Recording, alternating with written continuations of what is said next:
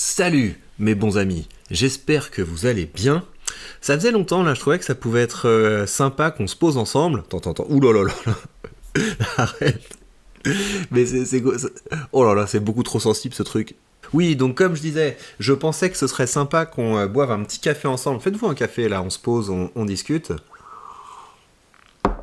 Parce que ça fait longtemps et on va se plonger dans une infographie qui est intéressante. Ça vous montre un petit peu les mouvements des riches et ce qu'ils définissent comme riches, c'est les gens qui sont des millionnaires. Voilà, je sais pas si on est riche avec 1 million. En tout cas là, c'est les gens qui ont plus d'1 million et donc ils montrent les mouvements. Les mouvements des riches, quels ont été les mouvements des riches, quelles sont les zones qui ont gagné des riches, quelles sont les zones qui ont perdu des riches en 2022. C'est pour l'année 2022. Et donc on voit une tendance. On voit que les pays qui ne sont pas des grandes démocraties et qui sont plutôt des dictatures pourries et belliqueuses perdent leurs riches. Voilà. Donc je ne sais pas ce qu'il faut en conclure. La Russie a perdu beaucoup de riches. La Chine a perdu beaucoup de riches. Hong Kong, je pense que c'est pour d'autres raisons. Je pense pas que Hong Kong ce soit une dictature pourrie, mais je pense qu'il y a certains riches qui se sont dit est-ce que c'est une super idée d'être là, quoi? Est-ce que c'est une super idée d'être à côté de la Chine douce et pacifique et libre et belle? Voilà, peut-être qu'ils se sont dit ça vaut peut-être la peine de se casser d'ici.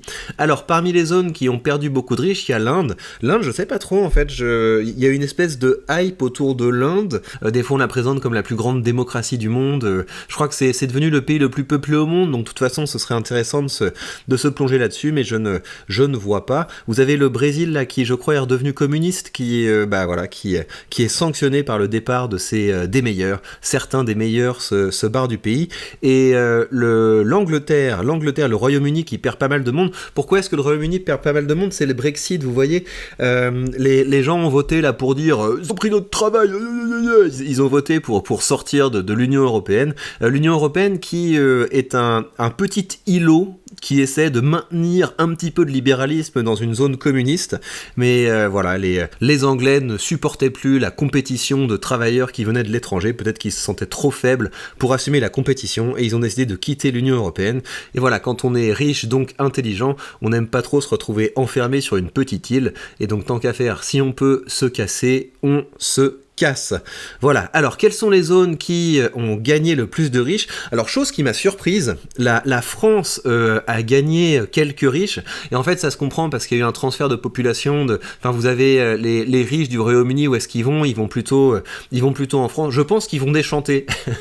Les gens qui se sont dit je suis riche si j'allais en France, je pense qu'ils ont déchanté, mais ce que nous disent les auteurs de l'article, ils nous expliquent que c'est aussi un effet du fait qu'on a enlevé des impôts délirants. Là, il y avait, vous savez, quand vous étiez riche en France, bah vous payez déjà beaucoup plus d'impôts que les autres, mais en plus vous payez de l'impôt sur la richesse. Enfin, on aime bien mettre des impôts sur des impôts sur des impôts sur des impôts, voilà. Et donc apparemment le fait d'enlever c'est une bonne nouvelle en fait, hein, le fait d'enlever l'espèce d'impôt sur la fortune délirant là, ça a permis à quelques riches de revenir, ce qui est que positif. Et donc sans surprise, parmi les zones qui ont gagné le plus de riches, vous avez les Émirats Arabes Unis. Bah oui, c'est là que vous avez les petits trucs sympas comme Dubaï, etc. Évidemment, quand vous créez un endroit où c'est agréable, où c'est sécurisé, où vous êtes avec des gens bien et où vous payez pas d'impôts, bah évidemment que c'est intéressant. Sans parler du fait que il fait chaud, c'est une zone où on souffre moins de l'humidité et du froid que dans nos régions. Donc voilà, je comprends qu'on aille là-bas. Singapour aussi, c'est marrant. Singapour, c'est aussi j'imagine pour des raisons fiscales, parce que c'est assez intéressant d'être à Singapour pour ça. La Grèce, il y a plein de gens qui sont revenus en Grèce. Je ne suis pas resté en Grèce, hein, j'espère qu'ils ne m'ont pas compté dans les statistiques. Non, je n'ai fait que passer en Grèce, mais content que la Grèce gagne des riches. La Suisse, j'imagine qu'ils sont toujours pas mal dans les classements. Et puis sinon, bah, vous avez les vieilles démocraties libérales, Canada, États-Unis, Australie. Bah voilà, quand on est libéraux, bah ça attire certains des meilleurs.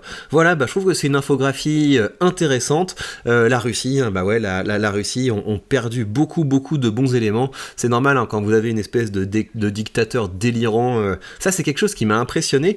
La première cause de mortalité chez les jeunes hommes en Russie, c'est la guerre. Vous voyez, avant, la première cause de mortalité chez les jeunes hommes en Russie, c'était les accidents de voiture, parce que les gens c'est spécial, hein. J'ai pas mal conduit en Russie, c'est assez spécial la manière dont on conduit. Les gens conduisent comme si demain n'existait pas, tu vois. Il faut y aller à fond pour montrer qu'on est un bonhomme.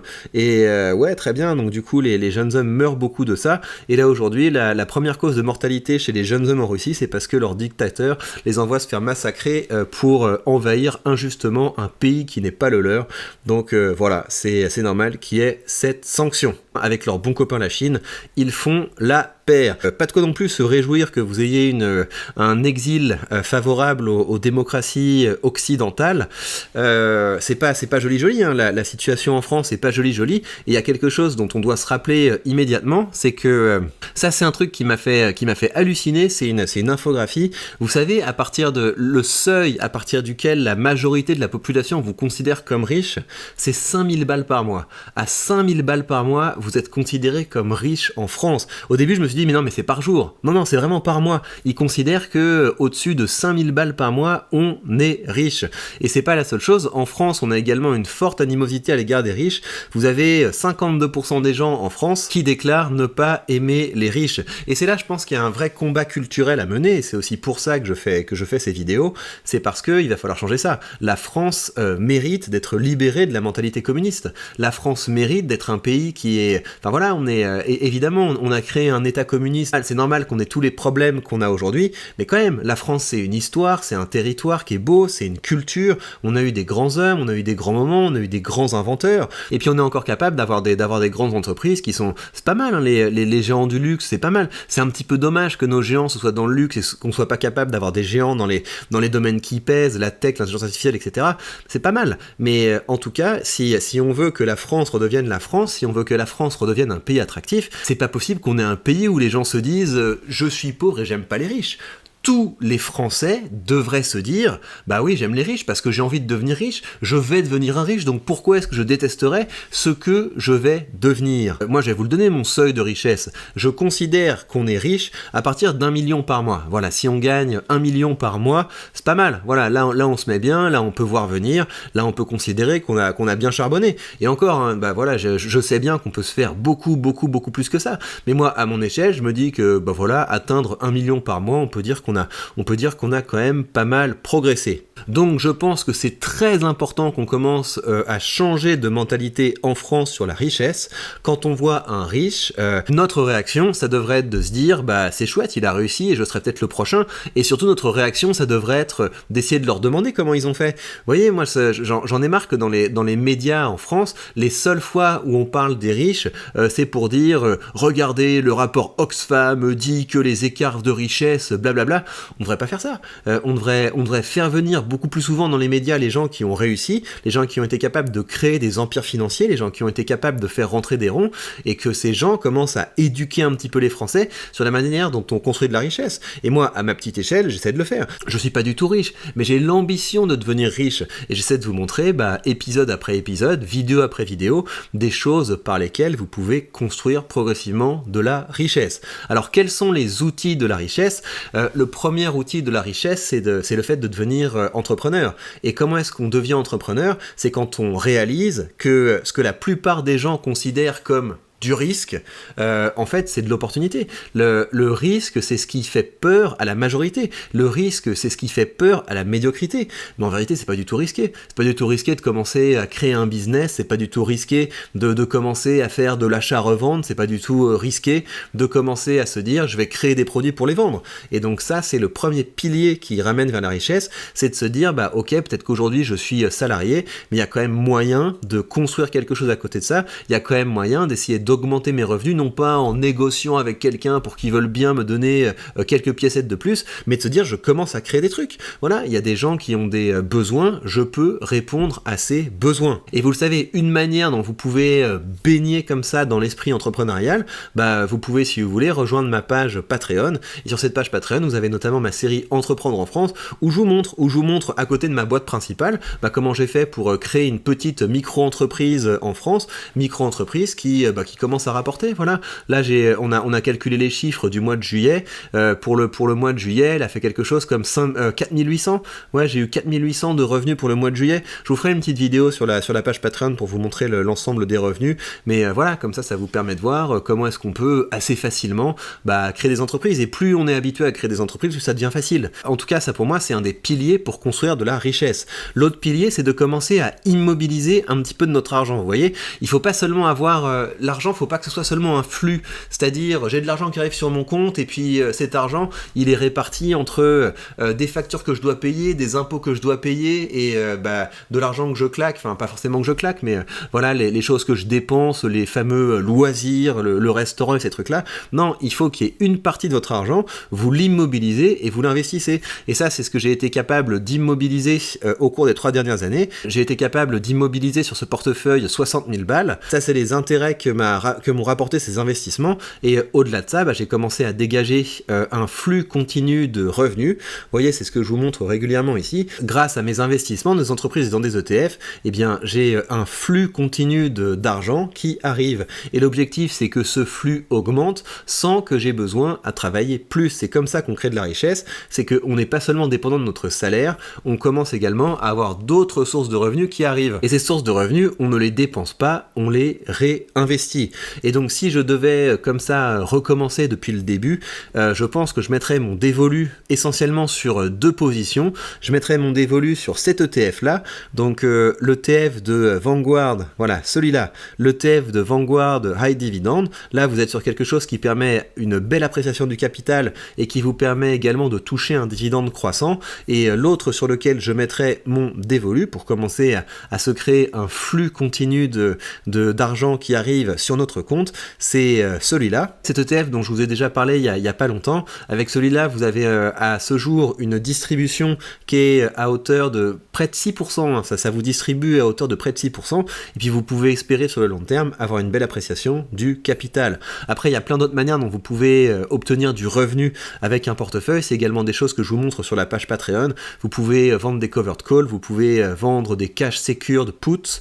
Voilà, il y a plein de choses que vous pouvez faire pour doper un petit peu le rendement de vos portefeuilles. Mais en tout cas, commencer à investir, c'est déjà une très bonne chose. Vous commencez à investir, vous mettez ce que vous pouvez et vous commencez à vous construire une nouvelle ligne de revenus. Et encore une fois, moi je trouve ça très stimulant. C'est comme si j'avais un petit business. Voilà, j'ai mon business principal, j'ai quelques business secondaires et parmi mes business secondaires, j'ai un portefeuille que je considère comme une petite entreprise qui, mois après mois, qui trimestre après trimestre, me verse du revenu. Et je vous rappelle évidemment que si vous voulez commencer à investir, vous avez sous cette vidéo le lien vers mon courtier DeGiraud, mon partenaire vers la liberté financière, et en suivant ce lien, vous bénéficiez de 100 € de frais de courtage remboursés, qui vous permettra d'ajouter les premières positions à votre portefeuille de façon tout à fait indolore. Alors, il y a une autre manière dont j'aime bien me créer du revenu passif, du revenu tout à fait passif. Vous savez que j'investis sur Realty, et ce que j'avais fait, c'est que, vous savez, hein, quand j'ai soldé le compte que j'avais chez DeGiraud, j'ai décidé de mettre 1000 balles sur le portefeuille Realty, et on voit immédiatement l'impact.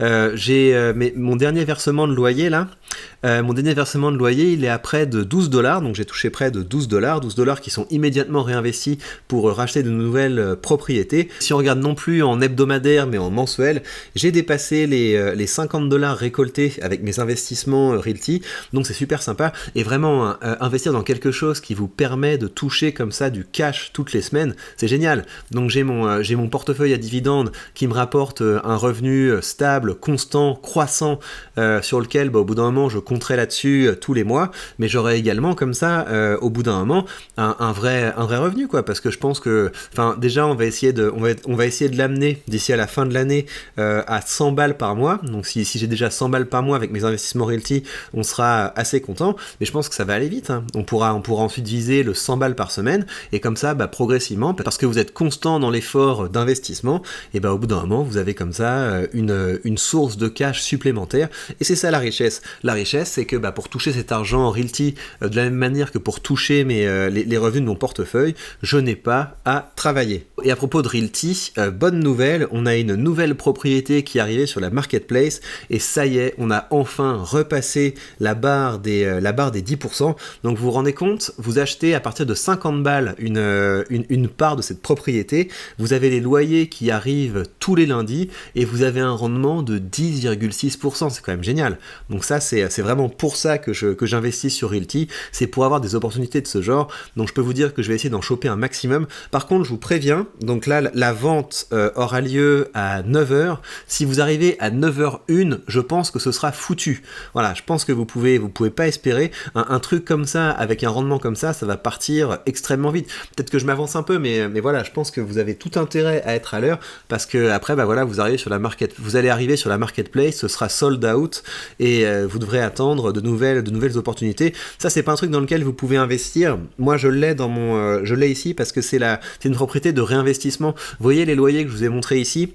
Les loyers me permettent d'acquérir directement des parts supplémentaires de ce bien-là. Mais il fallait opter pour ça il y a assez longtemps. Et quand cette propriété de réinvestissement sera terminée, ils vont probablement en mettre une nouvelle sur la marketplace et vous pourrez décider d'opter pour que vos loyers soient comme ça immédiatement réinvestis, et c'est une bonne manière de bénéficier de l'effet cumulé. Mais au bout d'un moment, vous pouvez également réinvestir vos loyers tout simplement en allant sur vous avez un marché secondaire, vous voyez, ce qui s'appelle le YAM, c'est un marché secondaire sur lequel vous pouvez, voilà, et d'ailleurs j'aime bien utiliser cette méthode-là, parce que ça permet comme ça, bim, notamment le samedi et le dimanche quand les marchés sont fermés, bah ça, ce marché est ouvert et vous pouvez comme ça continuer à investir, même le week-end, ce que je trouve très cool. Bref, si vous voulez commencer à investir avec Realty, vous savez que vous avez cette vidéo, mon lien affilié, et suivre ce lien, ça ne vous coûte rien et ça me rapporte un petit quelque chose, ce qui vous permet de soutenir cette chaîne et de m'aider ainsi de continuer de porter la bonne parole pour construire ensemble un écosystème plus propice à la réussite. Il y a beaucoup de choses à reconstruire